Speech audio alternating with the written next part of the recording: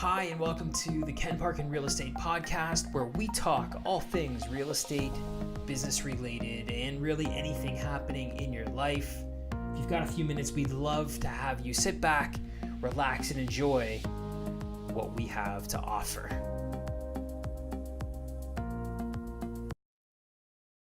Good Monday afternoon.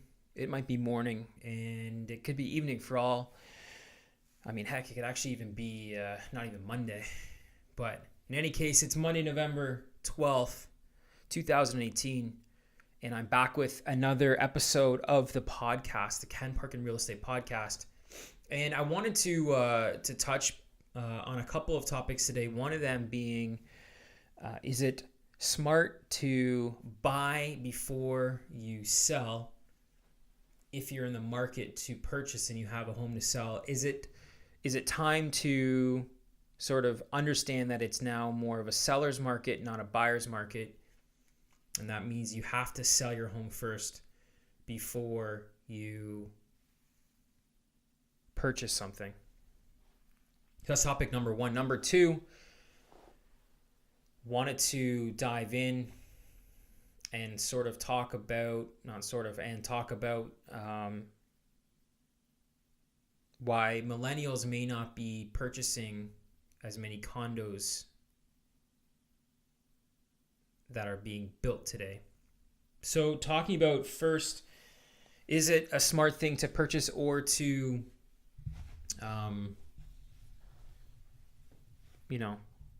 list your home for sale? As of 2015, 16, and going into 2017, it was actually kind of smart to purchase first. And in many cases, you didn't really have a choice.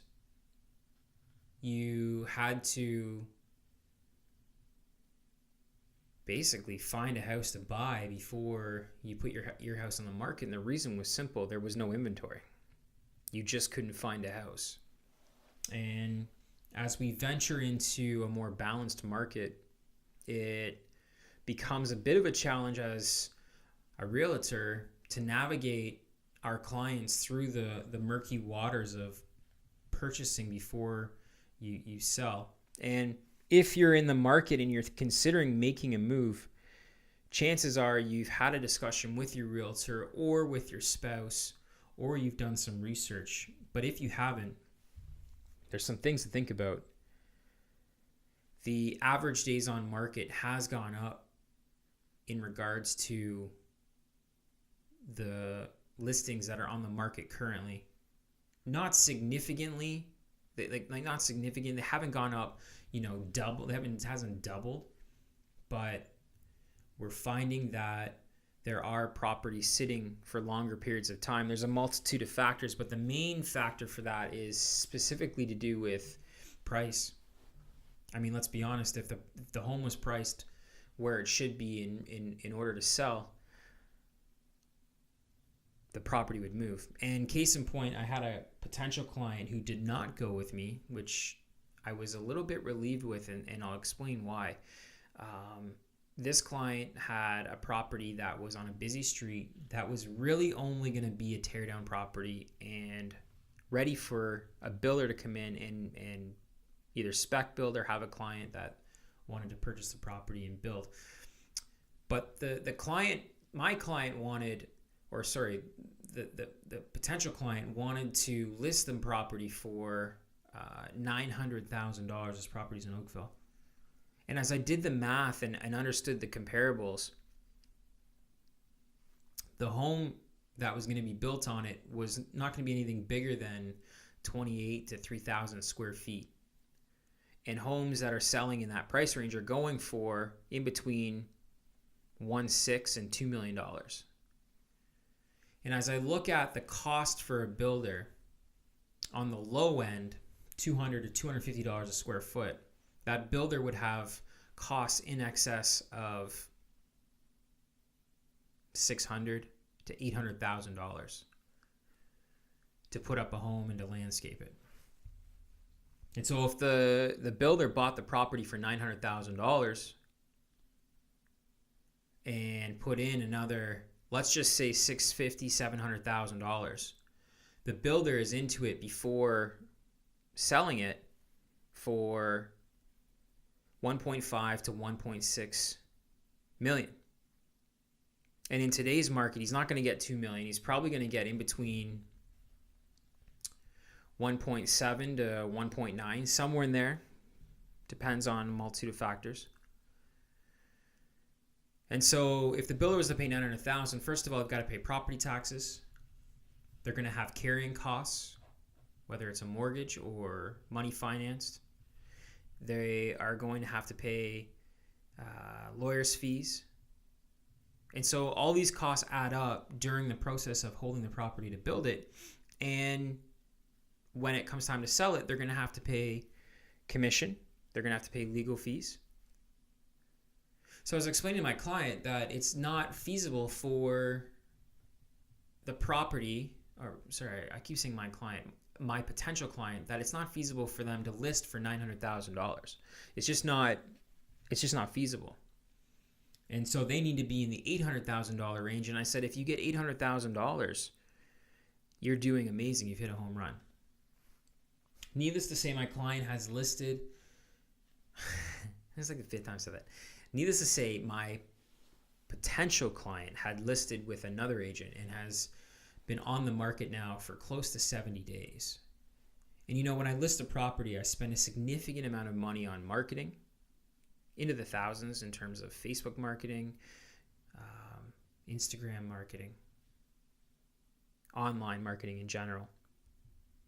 Not to mention all of the, obligatory photography and drone and all that stuff. So I invest in my client, but if the client is unreasonable in terms of price, it's not worth for both my time and money and my potential clients' time to list. And so we're running into, I tell you that story because we're running into a scenario right now that we're coming back into a more balanced market. We're into a market now that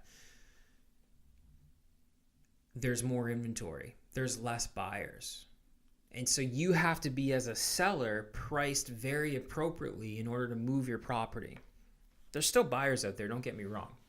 But when we factor in the foreign buyers tax, which I've talked about if you've listened to other podcasts, if you factor in the mortgage tightening restrictions, and on top of that, interest rate increases, you factor in also that the last 5 years has been one of the hottest real estate markets we've ever seen based on stats. So a lot of people have already moved. There's always going to be a market. There's always going to be people moving and buying and selling. That's not going to change. But you have to be very tight with your price. And so to tie it back into the original question or the original point, should you purchase something before you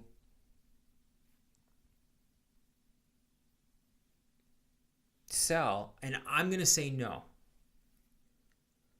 I'm going to tell you that it makes more sense to list your home and ask for a longer closing date. And if you want to explore a higher price, if your home can potentially command it, ask for a 90-day close. And if you need to have some wiggle room with that, then that's fine. But I would say that a majority of sellers, depending on the property that they have, should probably list their home and sell it before you start actively putting offers in on other properties. That's my 2 cents. And I know that there's a few realtors that listen to this podcast. I'd be interested to know what your opinion is on it. But as we dive into the fall and winter market with a lot of unknowns as to what 2019 is going to bring, both to the US, to the Canadian, to the global economies, and how those factors are going to affect our local real estate market here in Toronto and hyper local in terms of Burlington and Oakville. There's a lot of unknowns, and that's okay. I mean, there's nothing we can do about unknowns, but if you're going to actively sell or look to sell, and or look to purchase if you have a home to sell, you should definitely weigh out the consequences of listing your home first and then looking to find the home that you want to move to. Now, the flip on that, the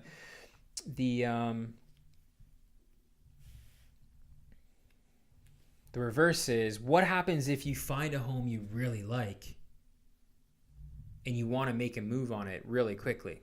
So the other option, and I've seen some of them with country properties, is you can put an offer in subject to you selling your home.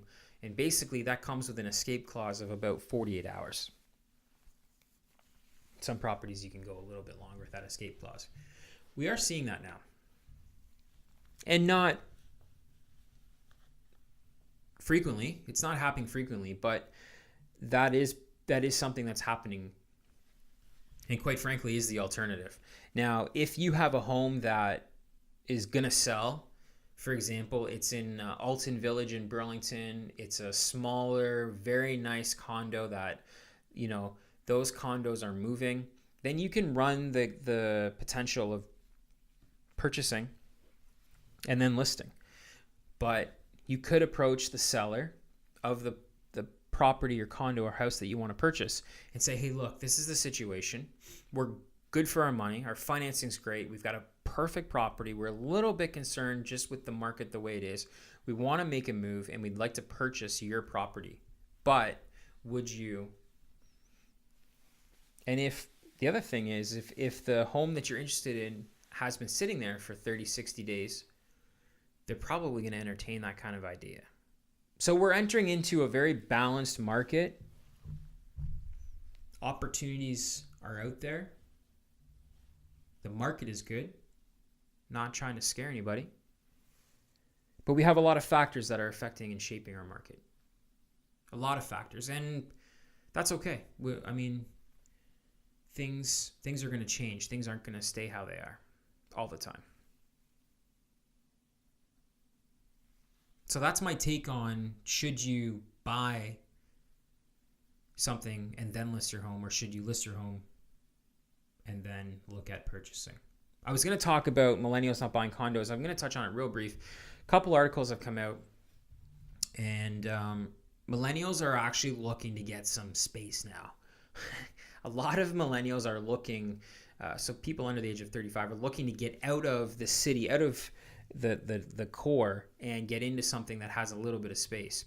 The problem is the affordability, and condos for the most part in the suburbs remain still fairly affordable in terms of cost, but realistically townhomes and semi-detaches are still on the lower end when it comes to affordability. So if you're a millennial and you're listening to this, there's a lot to factor in if you're thinking about purchasing. And that's a whole nother topic that I don't want to get into on this podcast because I feel it almost deserves its own. But the stats kind of show that millennials are walking away from looking at purchasing condos and are, they're more looking at having something with a little bit of green space attached.